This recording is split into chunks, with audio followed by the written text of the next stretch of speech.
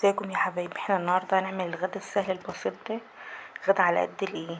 هنعمل كشري اسكندراني تحفه بصراحه، سهل على قد الايد. يعني في الغلا اللي احنا فيه ده لازم كل يوم نحاول الست الشاطره ان هي توفر على قد ما تقدر، يعني ولا تضيع قوي ولا تبذر قوي ولا تصرف قوي، وعلى قد الايد. انا جبت طماطم، ضربتها في الخلاط وضفت عليها بصلايه، ضربتهم مع بعض، حطيتهم على البوتاجاز. جبت رز على قد ما انت هتعمل، على قد الكمية، على قد العدد اللي عندك، الكمية ديت براحتك فيه. وضفت عليه حوالي كوباية عسل، كوباية عدس، انا اسفة، كوباية عدس. قلبتهم كويس مع بعض وغسلتهم كويس، وضفتهم على الصلصة اللي هي اتسبكت على البوتاجاز. اهي الصلصة اتسبكت وبقت جميلة اهيت. حطيت عليها ملح، كمون، وشطة اللي بيحب الشطة. هو الكشري الاسكندراني ده احنا بنعمله بالطريقة دي بصلصة. الشطة بتخلي طعمه جميل بصراحة، للي حابب الشطة، يعني اللي بيحب الشطة يضيف. الصلصة جميلة ازاي ولونها حلو ازاي. هضيف عليها بقى الرز مع العدس، غسلتهم اهوت، وهضيفهم وازود له المية بتاعته. بصراحة الرز جه عقده زيادة دي حتة شطاية مش حاجة وحشة، دي حتة شطة كان مكلكعة. الرز جه يعني عياره كان على الحلة بزيادة اهو.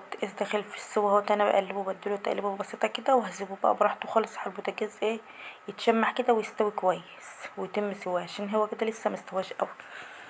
يستوي بقى هجيب البطاطس ديت، انا بعملها بطريقة سهلة كده وسريعة. بقشرها كويس كلها واقطعها مكعبات، اعلق عليها على البوتاجاز في مية، اجيب مية واغليها، واقوم حاطه البطاطس فيها 10 دقايق، انشلها تكون استوت. البطاطس تبقى البطاطسية ماسكة نفسها، مش بتتهري. يعني اما نسلق البطاطس بقشرها ونيجي نقشرها، البطاطس بتبقى مرملة كده وبتتهري مننا وبتتكسر ومنعرفش نحمر.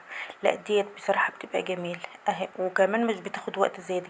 البطاطس اللي احنا بنسلقها بقشرها بتاخد يجي نص ساعة او اكتر، لا دي مبتاخدش. ديت 10 دقايق وبنشيلها وبحمر.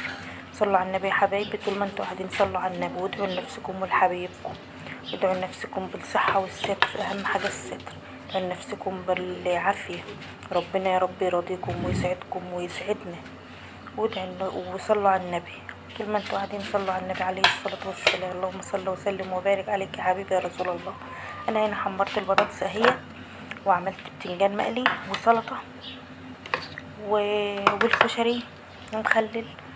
وبصراحة غدا على قد الايد، بس بصراحة بسم الله ما شاء الله حلو، ونقول الحمد لله. وكل واحد على قده، كل واحد على قد ظروفه وعلى قد امكانياته يمشي، عشان ما نظلمش نفسنا في الايام الغلا اللي احنا فيها ديت. مش عايزه الا كده، ان الواحد يحاول يوفر على قد ما يقدر، عشان يقدر يعدي ويمشي. هي الايام غاليه والحاجه كلها بقت غاليه، بس هنقول الحمد لله ونمشي على قدنا وخلص والحمد لله. غدانا النهارده سهل وبسيط. واشتركوا في القناه وشجعونا، وربنا يسهل الحال. كل سنه وانتم طيبين. سلام.